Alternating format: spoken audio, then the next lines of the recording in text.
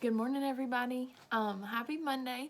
So this is technically the start to our spring break. So I'm going to keep the read alouds a little short this week so you can enjoy some time with your family. And I hope you're having a great spring break. Enjoy this time being at home and spending time with the ones that you love. So we'll pick up with chapter 7 today. Nate loved practice. Not everybody on his team did. Hardly anybody on the team loved practice because more than anything, football practice was repetition. Doing things over and over until you had them right, until you could make the decisions you had to make in the game, not just the quarterback, but everybody. In the tiny amount of time you had to make them. Coach liked to say, the biggest myth in the world is the one about dumb football players. That comes from people who've never played this game.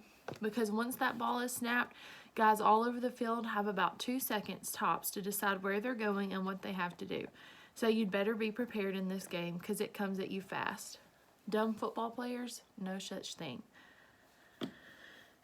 Nate wanted to be the most prepared guy out there. He figured that made him the opposite of Allen Iverson, who was in one of Nate's all-time favorite YouTube clips, the one where he kept saying practice. We're talking about practice, over and over as if it were the dirtiest gutter word in the world. Nate loved putting on his equipment, making sure his pads were just right, loved joking with the guys when they were stretching to get themselves warmed up, and he knew that the best part of practice, what Coach called their teamwork, 2 words, not one, where they'd work on plays until they got them perfect, hadn't even started yet. Excuse me. The great quarterbacks Nate knew were the ones who were most prepared. Starting with his man Brady.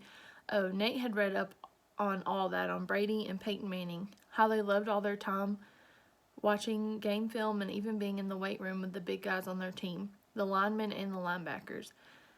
He remembered reading somewhere that even before Brady stepped in for Drew Bledsoe the year the Patriots won that first Super Bowl, Coach Belichick used to say that not only did Brady know all the Patriot plays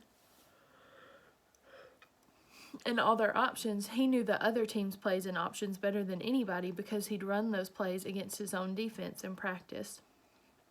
He was never surprised, Belichick said, about the Tom Brady he knew before everybody else did. Nate wanted to be that kind of quarterback. Nate wanted to put in the work. He knew that they had more plays, there were 75 in all, than any other 8th grade team around. He knew they had a whole separate offense run from the short shotgun formation when no other team in their league did. Nate learned that the way he learned everything else in Coach's offense, studying as if for a final exam. Valley's backup quarterback was Eric Gaffney, one of the team's wideouts, and almost as much of a favorite of a receiver for Nate as Pete Mullaney was. As they were getting ready for practice the Thursday before the Blair game, Nate had been talking about a new play from the shotgun they were going to use on Saturday and why he thought it would work. Excuse me. Coach doesn't even know these plays the way you do, Eric said. Nate grinned. I just read the playbook, he said. Coach wrote it. You sure it's not the other way around, Eric said. Nate said, come on, if you get hurt or something, you know this stuff as well as I do. If I get hurt or something, you know this stuff as well as I do. Dude, no one does. They were finishing warm-ups now with some hamstring stretches, and dude, Eric said, please don't get hurt. Coach Rivers had been a quarterback himself in college at the University of Massachusetts, and every once in a while he would take a couple of snaps and make a couple of deep throws just to show his players his words that he wasn't some kind of chopper. Tonight he said they were going to start out running plays in their red zone offense, which meant that Nate and the guys would start on the defense's 20-yard line. Sometimes they did it that way the last practice before a game. Coach telling them they had 2 minutes to score or a minute, or even 30 seconds. Sometimes he'd do it the way he did in the game. Have his assistant coach for the offense, Coach Hanratty, hold up a chalkboard with 3 plays on it, only Nate knowing which one was his hot read, the play he was actually going to call. Sometimes he'd even let Nate call the plays himself. The one thing most coaches at this level don't realize, Coach had said the first week of practice, is that you guys want to learn. You're like sponges when it comes to learning. So you'd better know from the jump that we're not going to play your father's style of 8th grade football. If anybody here thinks ball control means running with it, grab a ball and go run some laps. Their defensive coach was Coach Burnley, Malcolm's dad. Malcolm pulled a double duty as the Patriots' middle linebacker in addition to playing center. While he huddled up with his guys, Coach Rivers pulled Nate aside and said, "There's going to be plays up on the chalkboard, but like always, but call what you want tonight as long as you throw every down." Nate said, "Well, if you insist." Then Coach walked away from him, telling everybody that the offense had a minute and a half, no timeouts. "Throw every down," Coach had said. In Nate's mind, it was like telling a bird to fly. First, he split out Pete and Eric to the right side, a play they called Aloud. It meant Liddell. He was supposed to hold his place in the backfield for a couple of beats, then swing out to the left sideline and look for the ball once he crossed the line of scrimmage. If the linebacker came up on him, Liddell could try to blow by him, knowing Nate would read the move.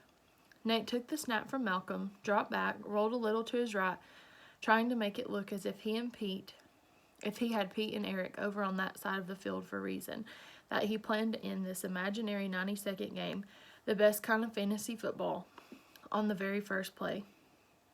He eyeballed his wideouts just long enough, then looked to his left, saw Liddell over there, saw their right linebacker, Sam Baum, giving him way too much room. 5 yards at least. Liddell was wide open. A beautiful thing. Liddell being open that way. It was the pass that was ugly. Hideously ugly. Nate knew as soon as he released the ball, knew it was a bad throw the way he knew when it was all good. Knew. He had given the ball too much hang time, led Liddell by too much, and even though Sam Baum had to be surprised as anybody on the field that Nate would give him this kind of bunny on the first play of practice or ever. He knew what to do when he saw the ball floating in front of him like a beach ball. He closed on the ball as if the play had been called for him, as if he were Nate's primary receiver, and there was nothing Liddell could do to stop him. Sam caught the ball in stride and ran the other way with it until Coach, the only one who could stop him, did that by blowing his whistle. So what Sam just did is an interception in football. That means the defense caught the ball. As practice wore on, the harder Nate tried, the harder it got for him to hit what he was aiming at. So I want you to jot down a couple notes for why do you think Nate is having such a tough time with practice today. So pause this video and do that. When they moved the ball back later in the part of practice called stretching the field, you could only try for pass plays of 15 yards or more. He had Pete wide open on a Hutchins and go and overthrew him by 10 yards. When Pete got back to the huddle, he tried to make a joke of it, saying, "Nate, it was already too high when it went over my head for me to make it out what airline it was. Thought it might be JetBlue, but I said no way of knowing for sure." Nate didn't miss everybody by that much, and he didn't miss with every ball he threw. But for the first time all season, practice or game, for the first time in a long time, he felt as if he had borrowed somebody else's arm. In baseball, they talked about command with pitchers. Tonight, Nate had no command. Short passes, long passes didn't matter. The surprise tonight was when he completed one. When Coach finally gave Eric a few snaps before they finished the way he always did, he pulled Nate aside and said, "Your arm okay?" "I'm feeling fine," Nate said. "I just feel like my brain and my arm didn't know each other tonight." "Maybe that was your problem tonight," Coach Rivers said. "Maybe you were just thinking too much." Nate knew Coach was probably right. What he couldn't figure out was this: thinking too much about what? So I hope you jotted those notes down about what you think Nate is thinking about right now. So some of the stresses that are on his mind are probably things like Abby is going blind. He's worried about the $1 million throw. He's worried about his parents' financial situation and all of those things. All of those things are probably getting into his head.